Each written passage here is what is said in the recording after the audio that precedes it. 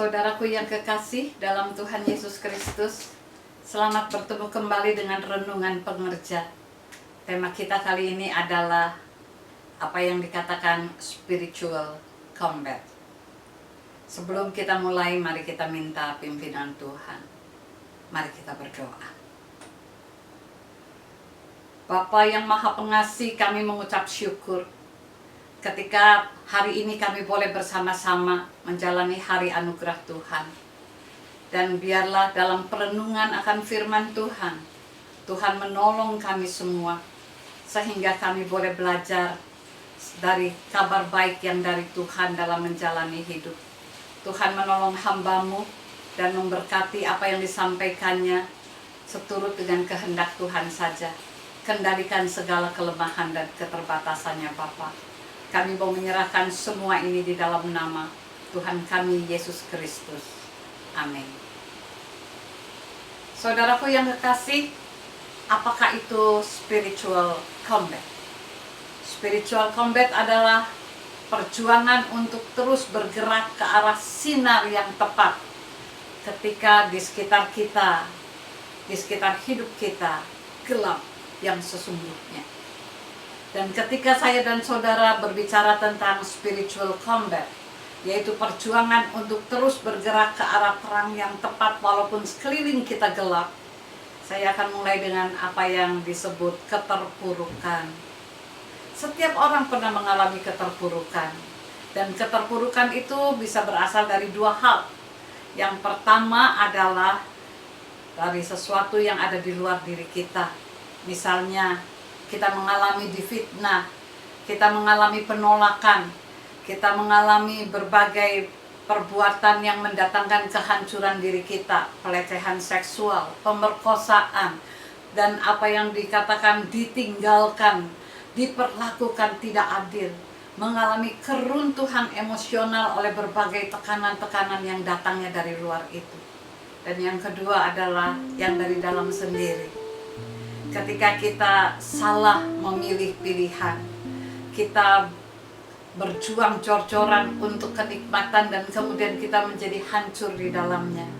Ketika kita berhadapan dengan apa yang kemudian membuat kita tidak mampu bangun lagi, yaitu kita mengejar sesuatu dan membanding-bandingkan diri kita dan ingin sama dengan apa yang dimiliki oleh orang lain.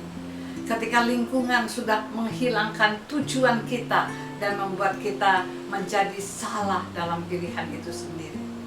Lalu ketika keterpurukan terjadi, apa yang dirasakan orang dalam keterpurukan?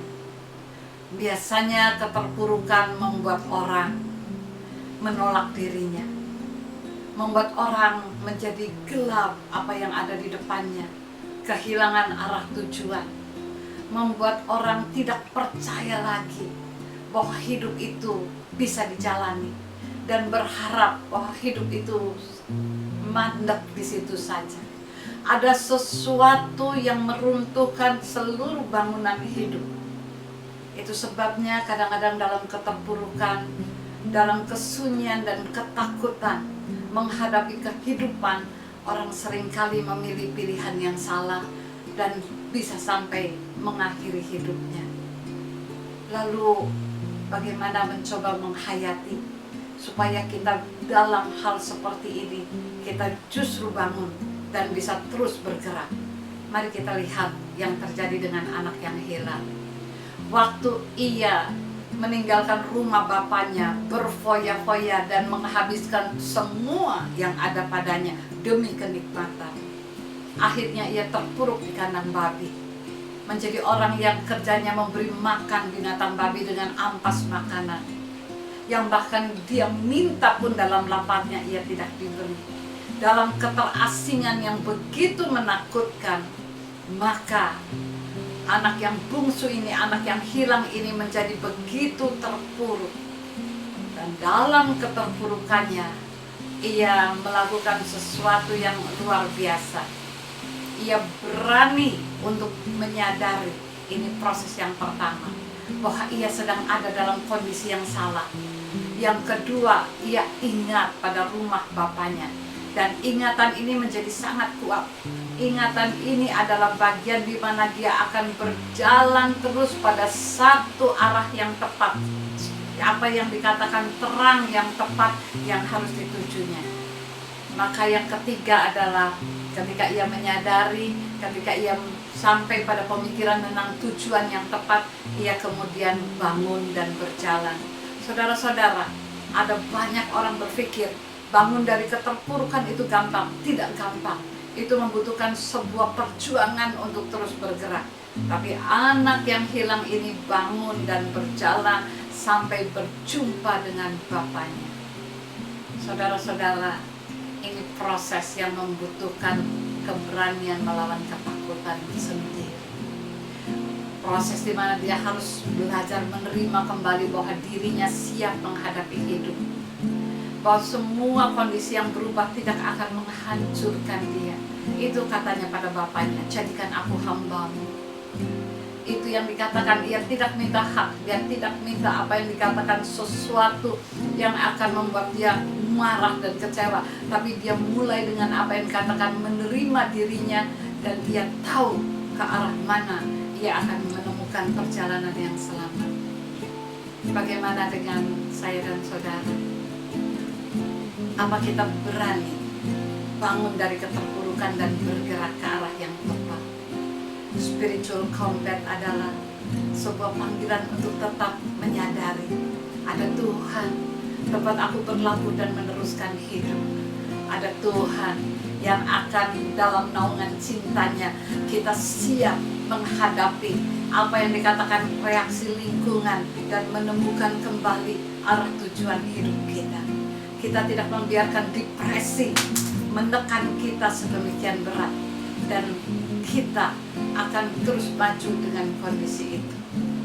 Maka ketika kita akan menutup renungan ini, saya teringat tentang pengalaman seorang mahasiswi yang pada satu pagi ia bersembunyi di kolong meja dari profesornya. Ketika ia dibujuk untuk keluar dari sana, ia melengkungkan tubuhnya seperti bayi. Sampai kemudian seorang hamba Tuhan yang ikut masuk ke kolong meja itu berbicara dengan dia dan dia keluar. Ketika melalui terapi yang panjang, dia ditanya apa yang membuat dia berani meneruskan hidupnya. Dia menjawab, yang membuat dia berani adalah ketika dia tahu walaupun perjuangan yang paling berat adalah menghadapi respon lingkungan, ia tidak boleh kehilangan tujuan dan makna dari hidup itu sendiri.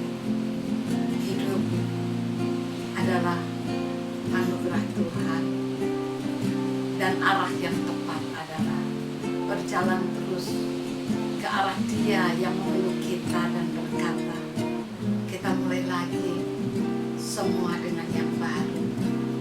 Sebab terpuruk bukan berarti hidup kita selesai, tapi kita bangun karena kita sadar bahwa kita sudah keliru atau sudah dibuat hancur oleh kekuatan di luar kita. Tapi hidup kita sendiri tak boleh hancur, sebab hidup itu anugerah Dia. Selalu ada tangan yang terbuka, selalu ada tangan yang mengatakan, kutuntun engkau menyeberangi jembatan yang kau takuti. Bridge over troubled water adalah satu kekuatan ketika kita berkata, pegang tanganku, akan ku titi jembatan yang menakutkan itu, akan ku hadapi respon dari lingkungan sekitar, masyarakat, apapun yang menilai dan mengoreksi diriku. Sebab aku tahu aku tidak boleh jadi seperti ini. Aku menerima diriku dan aku mau bangun kembali. Tuhan kiranya memberi kita kekuatan memenangkan spiritual combat dalam hidup kita. Jangan pernah kehilangan terang yang tepat.